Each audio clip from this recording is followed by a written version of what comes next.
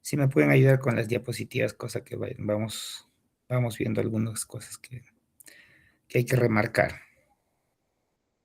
En primer lugar, el diagnóstico de leucemia aguda. Bueno, a ver, vamos a ir desde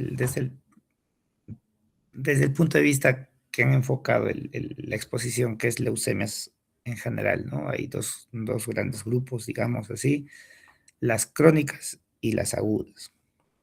Las agudas son leucemias agresivas, leucemias agudas porque el tiempo de presentación clínica es rápido, son rápidamente progresivas, entre que aparece el primer síntoma hasta que llegan al hospital y se diagnostican, pues no pasa más de 2 semanas, 3 semanas. Por eso que es aguda. Aguda también hace referencia al tipo de célula que prolifera, que en este caso es una célula inmadura, llamado blasto. Entonces, a eso se refiere leucemias agudas. Hay dos tipos grandes, las linfoides y las mieloides. En el caso de las crónicas, hablamos de crónicas primero igualmente por el tiempo de aparición entre los síntomas y el diagnóstico puede pasar incluso años, ¿ya? Y no son rápidamente progresivas, incluso la mayoría son asintomáticos, sobre todo en las LLC que no han hablado. No siempre se requiere tratamiento en las LLC, por ejemplo. Y el tipo de células son células maduras o células con algún tipo de diferenciación las que proliferan. Entonces, esa es la diferencia entre agudas y crónicas. Muy bien, vamos a centrarnos en lo que son las agudas. La leucemia linfocítica aguda. Diagnóstico, más de 20% de blastos, ya sea en sangre periférica o en médula ósea. ¿Ya?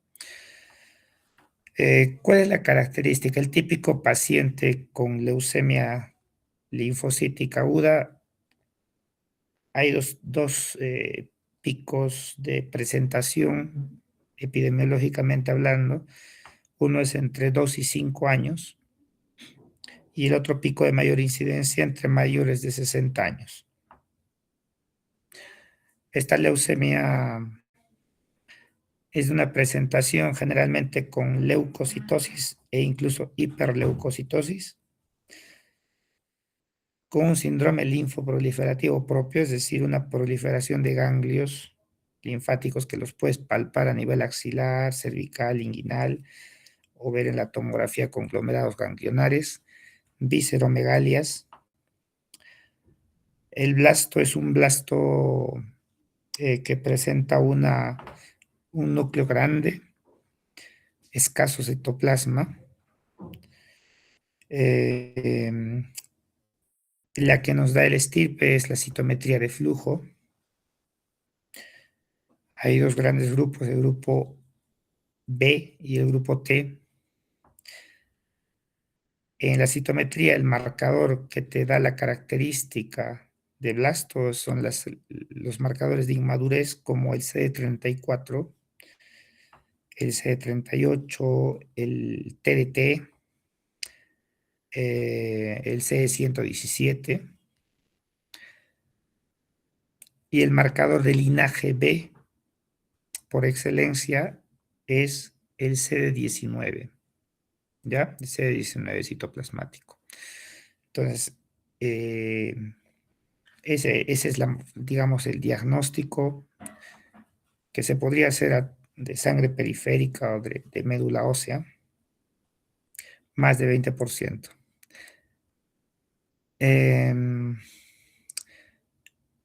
¿Qué otra característica importante en las linfoides? La estirpe T se caracteriza porque generalmente tienen hiperleucocitosis, generalmente debutan con grandes conglomerados ganglionares, haciendo incluso masas bulky a nivel mediastinal, ¿no? Con conglomerados con un diámetro mayor a 10 centímetros, que lo puedes ver en la radiografía, ¿no? Con un ensanchamiento del mediastino. Son de peor pronóstico las Ts que las Bs. En leucemias linfoblásticas hablamos de criterios de malignidad o de peor pronóstico, son de peor pronóstico, como los ha mencionado sus compañeros, por ejemplo, la edad, ¿no? Entre los menores a 1 año, pues los mayores a 10 años, pues son el grupo de peor pronóstico. En cambio, van mejor con la quimioterapia el grupo de entre 2 a 10 años o menores de 10 años. Obviamente, los adultos mayores, pues el pronóstico es más adverso debido también a su propiedad y a las comorbilidades. A veces es difícil darles la quimioterapia intensa y claro, en ellos se hace más difícil el tratamiento y el pronóstico también. Existen criterios citogenéticos de peor pronóstico como la presencia del cromosoma Filadelfia, genéticos como la presencia de una, un cariotipo complejo, por ejemplo, ¿ya? Son datos genéticos moleculares que nos dan un peor pronóstico. En el estadiaje inmunofenotípico, el estadio PROBE es el de peor pronóstico, mejor es el pronóstico tiene el estadio B común y el pre-B. Pero digamos que hoy por hoy los criterios de pronósticos más importantes justamente son la respuesta al tratamiento. El hecho de tener una enfermedad mínima residual después del tratamiento de inducción, hoy por hoy es uno de los principales criterios pronósticos y predictor de recaída en esta enfermedad. Bueno, sobre las leucemias linfoblásticas agudas, saber que muy bien lo han marcado sus compañeros el tema de los santuarios. Se refieren así porque pequeños vestigios de enfermedad podrían quedar después del tratamiento y estos son principalmente el sistema nervioso central y los testículos. Es por ese motivo que en los protocolos de tratamiento de leucemias linfoblásticas es obligatorio dar profilaxis al sistema nervioso central, ¿no? Administrando quimioterapias intratecales, principalmente con metotrexate. Existen tratamientos triples como metotrexate, citarabina y corticoide, ¿no? Dexametasona. Bueno, vamos a la leucemia mieloide aguda. En la leucemia mieloide aguda el diagnóstico sigue siendo el mismo, mayor a 20% de blastos, ya sea en sangre periférica o en médula ósea. Pero acá hay una cuestión que tienen que saber, y es que en la genética existen unas traslocaciones recurrentes. ¿Cuáles son esas traslocaciones recurrentes, las más importantes? Uno, la traslocación 821. Otro es la traslocación 1616, la inversión 16. Y otra es la traslocación de la promielocítica, que es la traslocación 1517. Entonces, cuando ustedes tienen un paciente con leucemia y en la genética tienen, por ejemplo, la traslocación 821, pero cuando le hacen la punción de médula ósea cuentan, por ejemplo, 15% de blastos. De acuerdo a la definición, ustedes dirían, pero doctor, usted dijo que la leucemia aguda es más de 20% de blastos y este paciente solamente tiene 15%. Bueno, cuando el paciente tiene estas traslocaciones recurrentes, se considera leucemia mieloide aguda, sin importar la cantidad de blastos que tengan. Puede tener 10%, 15%, pero el solo hecho de tener estas traslocaciones recurrentes lo cataloga como tal, como una leucemia aguda mieloide. Esto califica para las mieloides, por si acaso. Entonces, eso cambia en el diagnóstico, ¿ya? En las mieloides todavía seguimos hablando de la clasificación FAB porque es bastante vigente todavía, ¿no? Que es desde la M0 hasta la M7. La M3, que corresponde a la leucemia promielocítica, al tener características peculiares, pues hoy por hoy es una leucemia aparte, ¿ya? Regresa a tus diapositivas de leucemia mieloide, las primeras diapositivas, por favor. Acá, ahí las figuritas, las fotos. Esto, miren, cuando ustedes examinan a un paciente con leucemia aguda, obviamente hay que ver las equimosis, las petequias, todos los síntomas pues derivan de las citopenias que tenga el paciente. Entonces, siempre vas a revisar si tiene ganglios, si tiene el vaso grande, el hígado grande, si hay fiebre, etcétera. Pero algunas peculiaridades de la mieloide, por ejemplo, si ves estas lesiones en piel, lo más probable es que sea una M5. La M5 es la que mayoritariamente da infiltración cutánea. Si tú tienes un paciente con leucemia que está convulsionando, que haya hecho infiltración al sistema nervioso central, lo más probable es que sea linfoide. Pero si ya sabes que es mieloide, entre las mieloides, la que mayor infiltra órganos extramedulares es la M5, justamente, la monocítica. Y entonces puede hacer leucemia cutis, puede infiltrar el sistema nervioso central. Y si tú ves en tu paciente hipertrofia gingival, lo más probable es que se trate o sea, de que sea una leucemia con diferenciación monocítica. Hablamos de la M4, que es la M mielomonocítica, y la M5, que es la monocítica. Entonces, este tipo de infiltración cutánea y de las encías es típico de las M5. Si tú encuentras vaso grande, hígado grande y ganglios, lo más probable es que sea linfoide. Las mieloides por lo general no tienen compromiso de ganglios y visceromegalias, pero como en medicina nada es absoluto, puedes tener visceromegalia y ganglios también en mieloides, pero es menos frecuente. Lo que sí vas a encontrar en las mieloides es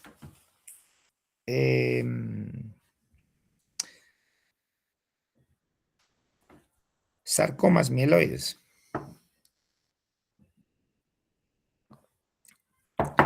Sarcomas mieloides que son tumoraciones, ¿no? Donde o sea, son células leucémicas que se acumulan y forman un tumor. Lo que dijo su compañero, cloroma, sarcomas mieloides, ¿no? Que aparentan ganglios, ¿ya? Puedes tener unos masacotes que parecen ganglios y no es otra cosa que sarcomas mieloides. La base del tratamiento en las linfoides, en primer lugar, el tratamiento consiste siempre en una poliquimioterapia. O sea, acá no hay un medicamento que actúe como monoterapia. Siempre es la combinación de varios medicamentos, ¿ya? La base del tratamiento de las linfoides son los corticoides, el metotrexate, la asparaginasa, como las principales drogas. Y en el caso de las mieloides, la citarabina. ¿Ya? El tratamiento es largo, tiene sus etapas. La etapa de la inducción a la remisión, la etapa de la consolidación, de la intensificación y del mantenimiento. En el caso de las linfoides, el tratamiento es más largo, dura casi como 3 años. Y en el caso de las mieloides, puede durar unos 8 meses. La inducción generalmente es universal en las linfoides. Consiste, se llama inducción 1A, una combinación de antracíclicos con vincristina y asparaginasa y prednisona. Y en las mieloides, el famoso 7 más 3 o 7 por 3, 7 días de citarabina y 3 días de un antracíclico que puede ser idarubicina o daunorubicina. Perdón.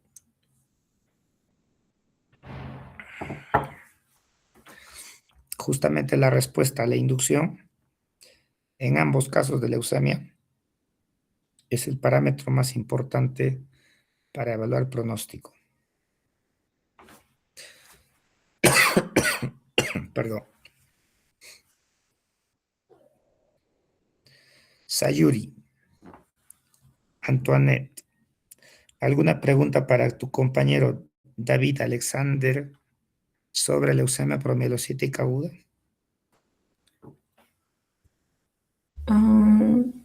No. ¿Todo quedó claro?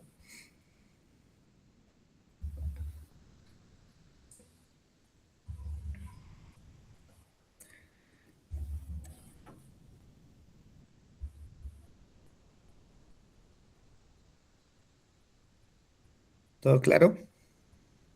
No, no tendría preguntas. Y yo te pregunto a ti entonces, Sayuri, ¿en qué consiste el síndrome de Atra? ¿Por qué se da?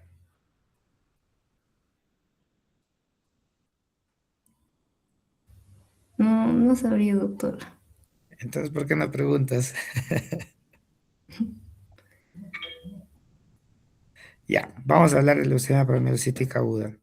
Miren, este es un capítulo sumamente importante, quizás de toda la exposición, la parte más importante, ¿ya?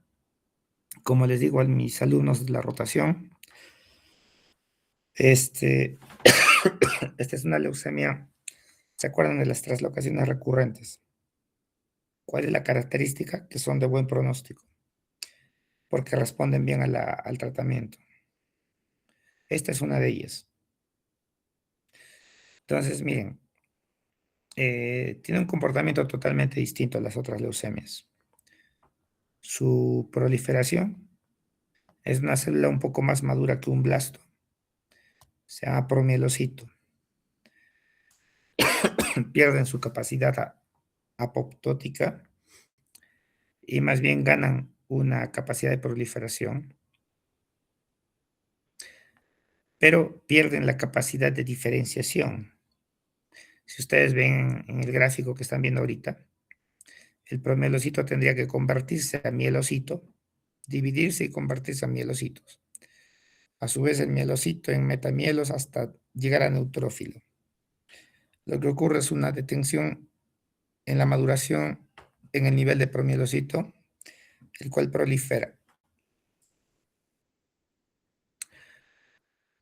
Entonces, eh, los gránulos de los promielos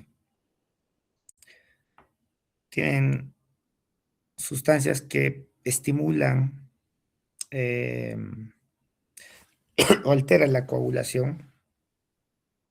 Una de las principales alteraciones es el consumo de fibrinógeno y el consumo de plaquetas, ¿ya?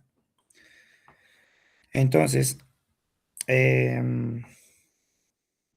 cuando tú encuentras un paciente, hay dos, vuelve a la diapositiva anterior, ahí. Vamos a tener dos variantes en las promielocíticas. ¿Ya? La típica.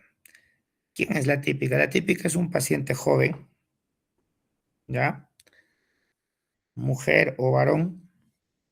Joven me refiero a 20 años, ¿no? Un jovencito que llega con moretones, con equimosis, petequias, o a veces con gingivorragia. Y cuando le haces un hemograma, encuentras un hemograma que no está, no es muy No está muy lejos de lo normal. Vas a encontrar algunos cambios sutiles. Incluso a veces no tienen anemia. Suelen tener un poco de leucopenia, ¿ya? Pero lo característico es que hay plaquetas bajas. Pero a diferencia de las leucemias otras, no vienen pues con plaquetopenia muy severa, o si no vienen con plaquetopenias en el rango de 100.000, 120.000 plaquetas. Y tú dices, no, esto está normal, ¿no? Es casi normal. Entonces, no tiene mucha alteración más que eso. Pero lo que te debe llamar la atención es que el paciente presenta gingivorragia o presenta epístaxis. Y en tu hemograma las plaquetas están en 120.000. ¿Tú crees que alguien con 120.000 plaquetas pueda tener sangrado? No, porque incluso con 80.000 plaquetas se pueden hacer cirugías grandes sin riesgo de hemorragia. Entonces, ¿qué es lo que está pasando? ¿Por qué crees que tiene sangrado? Porque hay un trastorno de coagulación. Tienes que revisar los tiempos de coagulación. Generalmente están prolongados, pero no necesariamente los tiempos están prolongados. Puede hacer que el TP y el TTP estén normales. Y entonces, ¿por qué diablos está sangrando? La respuesta está en el fibrinógeno. Tienen el fibrinógeno bajo. Entonces, si no corriges eso, el paciente se va a morir. Entonces, una característica de la leucemia promielocítica es la alta mortalidad por complicaciones hemorrágicas. ¿Ya? Es altamente mortal. Pero también, como su compañero dijo, tiene altas posibilidades de curarse. Porque las leucemias agudas es la que tiene tratamiento específico, así como los inhibidores de tirosinquinasa que van contra el cromosoma Filadelfia, pues igualmente aquí el ATRA o el trióxido de arsénico, el ácido transretinoico, pues va directamente a esta alteración citogenética, a esta translocación 15-17 de la leucemia promielocítica. ¿Qué cosa hace el ATRA? ¿Qué cosa hace el trióxido de arsénico? Lo que hacen es permitir que el promielocito continúe su diferenciación hacia neutrófilos. ¿Ya? Entonces, ese es el caso típico. Pero hay un caso atípico. El caso atípico es un abuelito, 60, 70, 80 años, que viene con hiperleucocitosis. Y cuando le haces el frotis de sangre periférica, vuelve a la diapositiva anterior que estábamos viendo. La otra. Ahí está. Entonces, lo que vas a ver tú son estas células. ¿Ya? De la derecha. Unas células que muchas veces son difíciles de distinguir. ¿Ya? Entonces, ¿por qué es atípico? Porque ya no es un jovencito, es un viejito. Ya no tiene un hemograma casi normal. Ahora sí, su hemograma está realmente alterado con hiperleucocitosis. Y en la lámina entonces ves estas células que no son promielocitos típicos. Y esto de acá se llama el signo del hachazo. ¿Por qué el hachazo? Parece que le hubieras cortado con un hacha, ¿no? Un machete. Y le hubieras partido en dos el núcleo. Ese es el signo del hachazo. Y es un dato característico de son de promielocitos atípicos, hipogranulares, ¿ya? Pero lo demás sigue siendo igual, o sea, tienen un trastorno de coagulación con consumo de fibrinógeno y de plaquetas. Típicamente, en el típico vas a ver estos bastones de Auer y la célula esta que se llama Fagot cell, ¿no? Que no es otra cosa que varios bastones de agua juntos.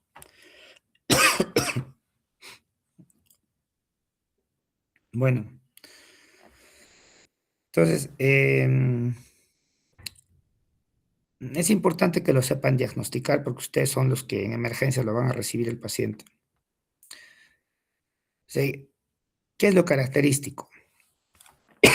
Y acá está lo que yo les comento siempre. Todo paciente que tenga equimosis, petequias, y ves que tiene plaquetopenia y también el fibrinógeno bajo, es una leucemia promielocítica hasta no demostrar lo contrario. Esta es una fórmula que te va a permitir diagnosticar precozmente una leucemia promielocítica y no dejarla pasar. Y es importante que sepan esto porque estos pacientes, como les dije, se mueren rápido, se mueren sumamente rápido. Si no les transfundes estos componentes, ¿no? A ver, si tiene plaquetas muy bajas, normalmente en un paciente, cualquier paciente con leucemia, aplasia o un problema hematológico, transfundimos con menos de 10.000 plaquetas, ¿ya? Para evitar complicaciones hemorrágicas. En leucemias promielocíticas transfundimos con menos de 50.000, porque sabemos que son altamente peligrosas de generar complicaciones hemorrágicas. Si tienes tu paciente con hipofibrinogénemia, ¿qué le vas a transfundir? Le vas a transfundir crioprecipitados. ¿Cuánto? Por cada 10 kilos, una unidad de crioprecipitados. Tu paciente pesa 60 kilos, 6 unidades de crioprecipitados. Generalmente la indicación también es hacerle un hemograma, un control de perfil de coagulación y plaquetas cada 12 horas. Porque pueda que en la mañana lo encuentres con 40.000, 30.000 plaquetas, le transfundes plaquetas y en la noche nuevamente está con 10.000 plaquetas.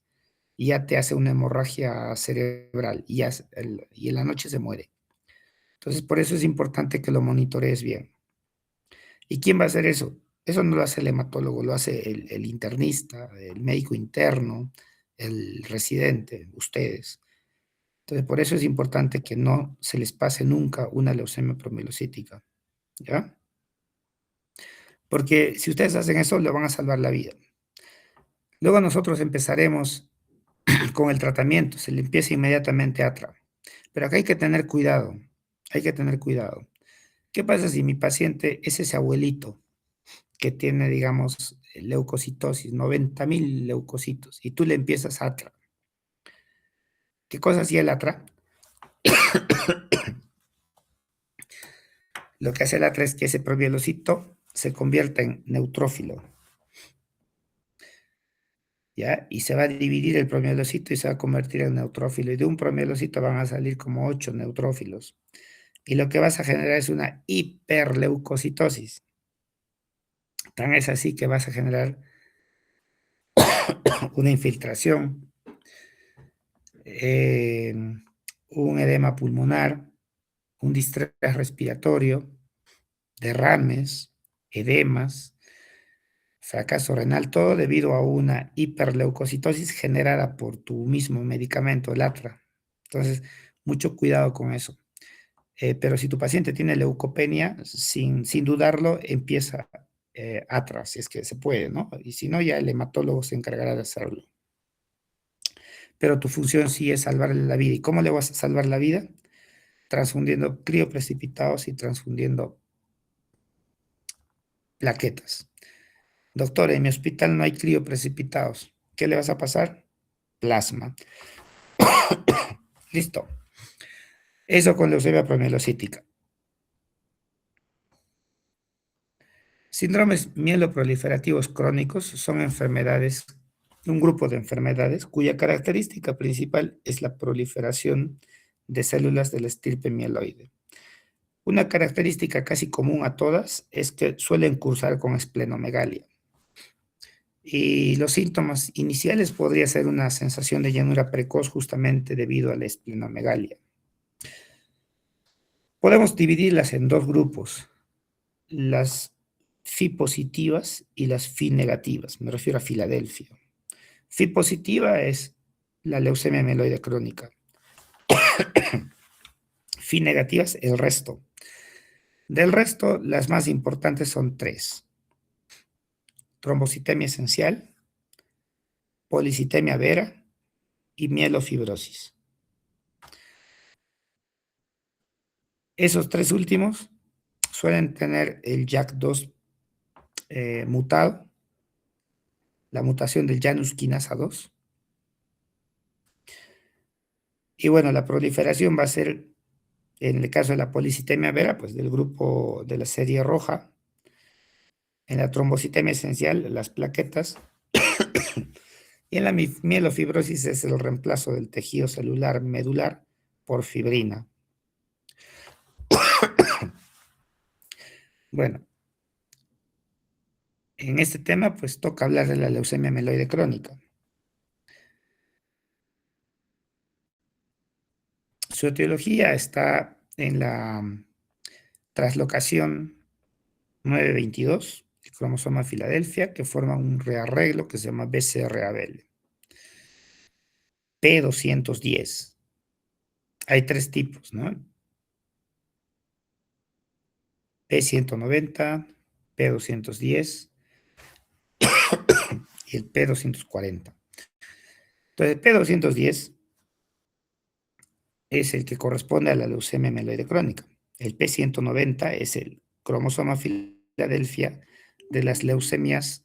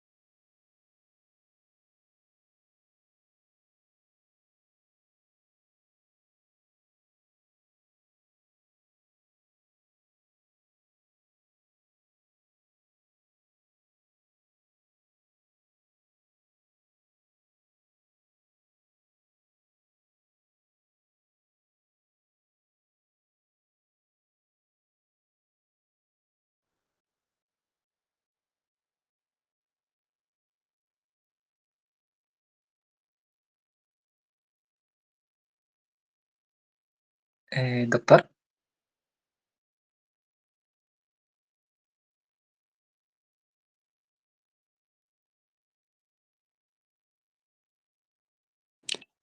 Hola, hola, ¿me escuchan ahora sí? le escuchamos, doctor. Ya, lo que les estaba comentando de la leucemia mieloide crónica es que la alteración justamente está en esta translocación 922 que genera este gen de fusión BCR-ABL y llamado también cromosoma Filadelfia.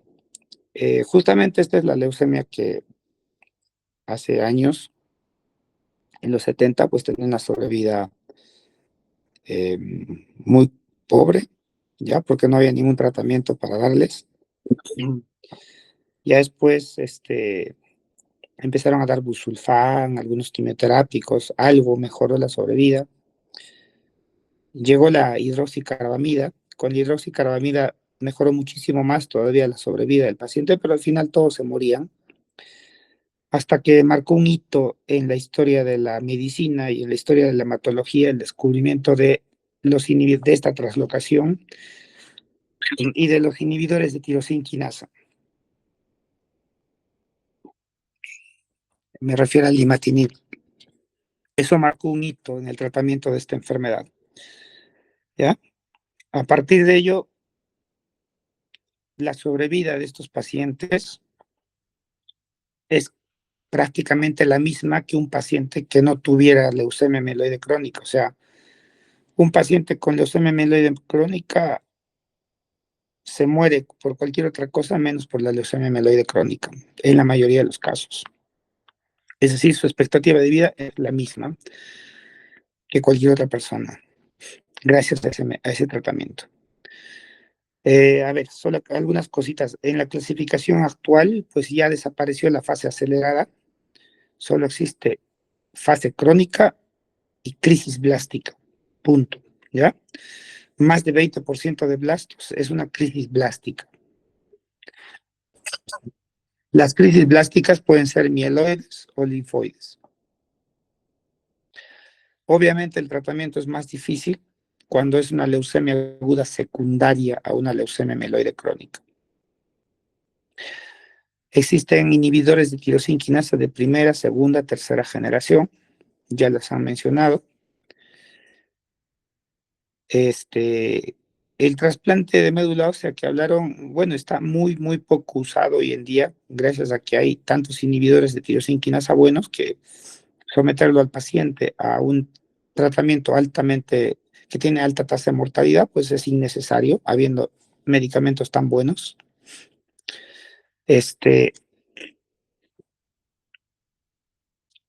¿Cómo sospechan un paciente con leucemia mieloide crónica? Es un paciente con sensación de llenura precoz y que casualmente va al hospital y le encuentran hiperleucocitosis.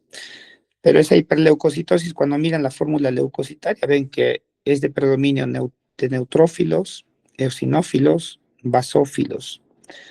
Son las características peculiares de la leucemia de la leucemia mieloide crónica.